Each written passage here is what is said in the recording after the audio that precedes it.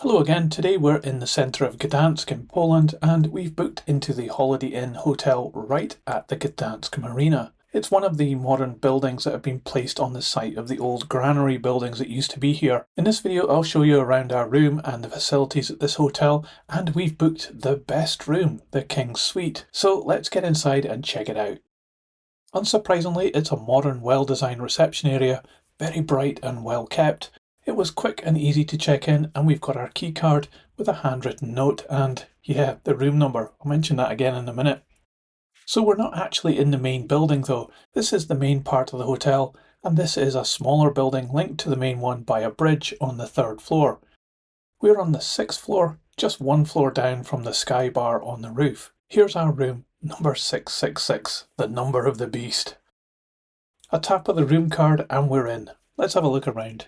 It's a suite of two halves really, so we're going into the living area on the right first. Here we have a table with 4 chairs, a floor lamp and a large sofa bed. That sofa bed's actually really uncomfortable to sit on, but we also have a side table here. On the other side of the room is a cabinet on which we have a coffee machine and a very clean kettle. There's a water jug and 2 glasses. We need to fill up that ourselves, but the tap water is drinkable here in the city, so it's not really that much of a bother. Inside the cabinet there's some empty storage space, and on the other side is a mini bar with a typical selection of drinks and snacks.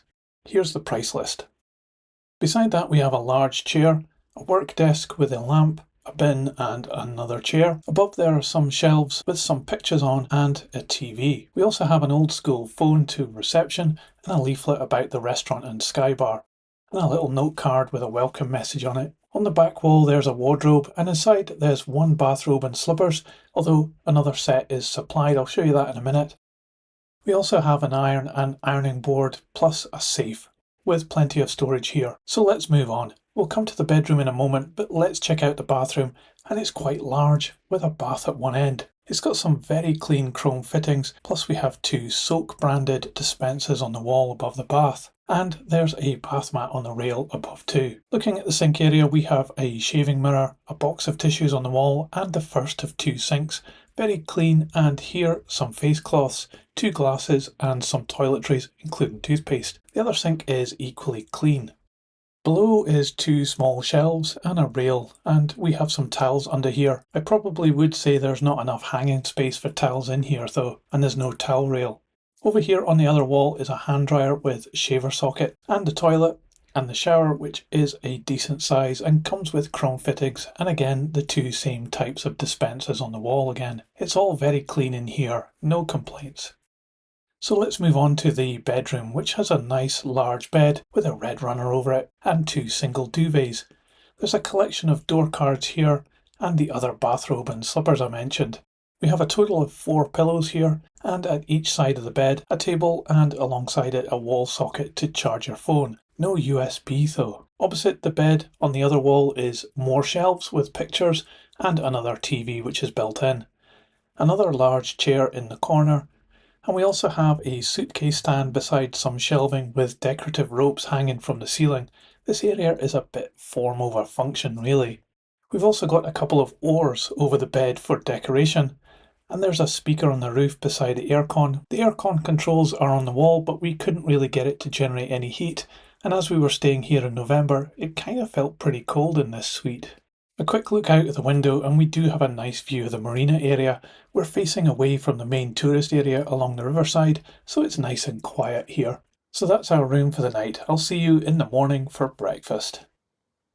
We're back in the reception area in the main building this morning to head to Horizons, the restaurant and breakfast area which has a fantastic marina quayside view. Each table has a menu with what's on offer on the card, but it's a self-service buffet, so I'm not really sure why this was provided. Anyway, there's a lot on offer here, including hot and cold options, plus you can have an omelette made to order too if you want. We stayed for a few days and the selection didn't really change much.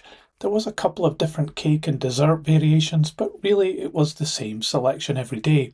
Typical stuff really, but all very good and tasty. I will say at this point we did get the breakfast for free with our booking due to a special offer with booking.com where we made the room booking. I think this was because of the tier level I'm on with booking, rather than anything special from the hotel. Also, this wasn't an incentive that we got for free to make this video that I'm doing right now, and I didn't get any discount at all. So with that said, and breakfast finished, here's a few more views of the dining area and bar area to check out before we head back to the room for my final thoughts. But first, Wi-Fi.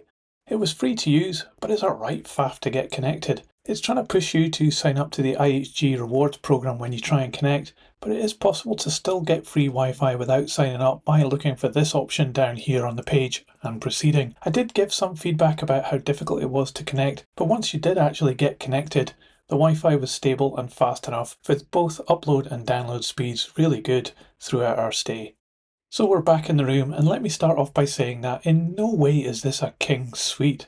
It's just not got that feel. It's more sparse than opulent and doesn't feel indulgent at all. I'd say this is more middle management suite than king suite, and in that respect we were a little disappointed. A few other things, such as the hairdryer and shaver socket being on the opposite wall to the mirror and basins, made it very difficult to use. The place seemed cold too, with the aircon never really seeming to provide any real heat. But there was a lot of good things, like how clean the room was, and the rest of the hotel was also very clean. It really looked like the staff actually cared about the place and took pride in their work.